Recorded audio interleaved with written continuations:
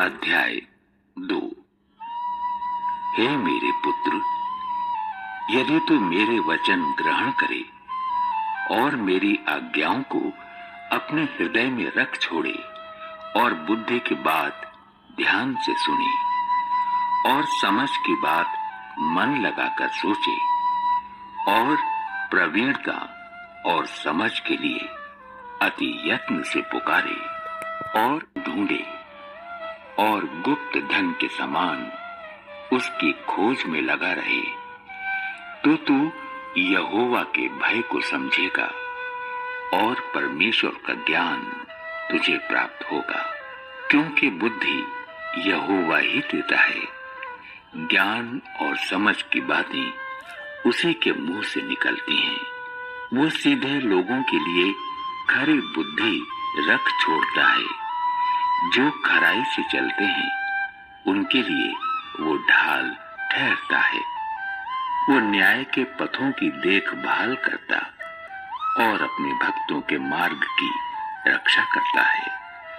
तब तू धर्म और न्याय और निष्पक्षता को अर्थात सब भली भली चाल को समझ सकेगा। क्योंकि बुद्धि तो तेरे हृदय में प्रवेश करेगी और ज्ञान तुझे सुख देने वाला लगेगा।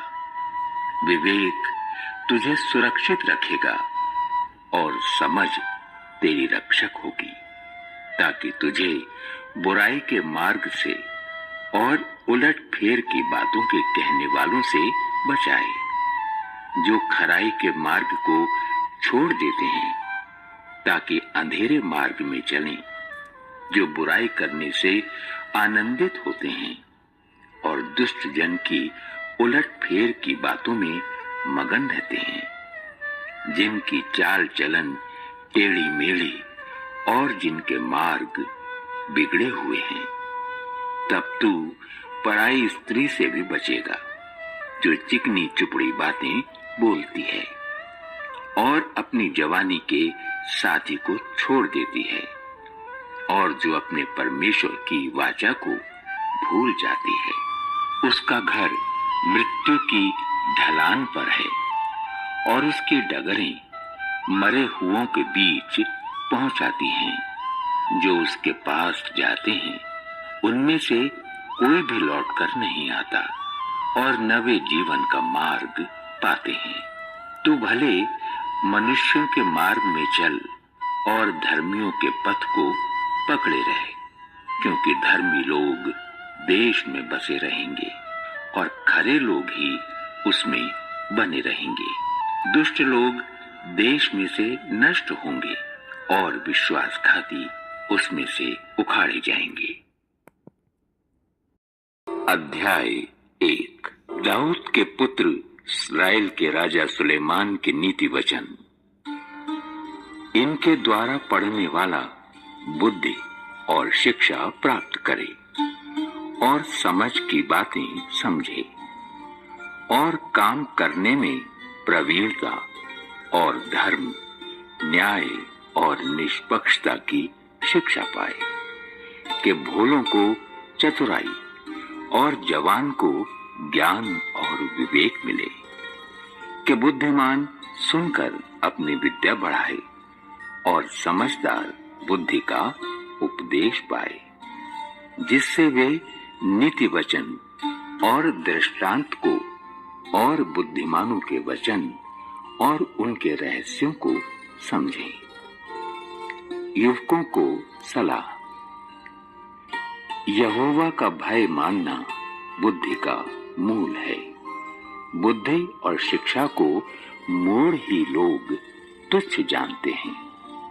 हे मेरे पुत्र, अपने पिता की शिक्षा पर कान लगा और अपनी माता की शिक्षा को न तज, क्योंकि वे मानो तेरे सर के लिए शोभायमान मुकुट और तेरे गले के लिए कंठमाला होगी।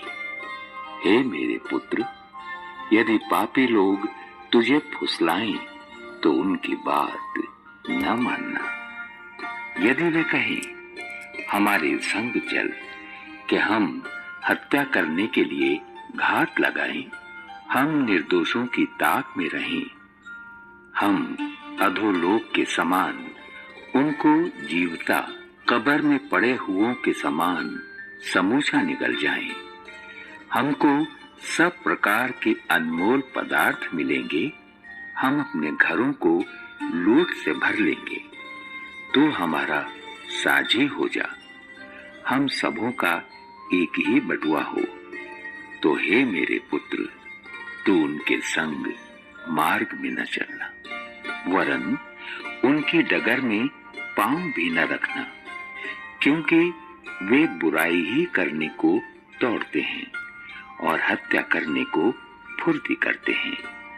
क्योंकि पक्षी के देखते हुए जाल फैलाना व्यर्थ होता है, और ये लोग तो अपनी ही हत्या करने के लिए घात लगाते हैं और अपने ही प्राणों की घात में रहते हैं। सब लालचियों की चाल ऐसी ही होती है, उनका प्राण लालच ही के कारण नष्ट हो जाता है। बुद्धि की पुकार। बुद्धि सड़क में ऊंचे स्वर से बोलती है और चौकों में प्रचार करती है। वो बाजारों के भीड़ में पुकारती है, वो फाटकों के बीच में और नगर के भीतर भी ये बातें बोलती है। हे भोले लोगों, तुम कब तक भोलेपन से प्रीति रखोगे? हे ठट्ठा करने वालों, तुम कब तक ठट्ठा करने से प्रसन्न रहोगे? हे मूर्खों, तुम कब तक ज्ञान से बैर रखोगे? तुम मेरी डांट सुनकर मन फिराओ। सुनो, मैं अपनी आत्मा तुम्हारे लिए उंडेल दूंगी। मैं तुमको अपने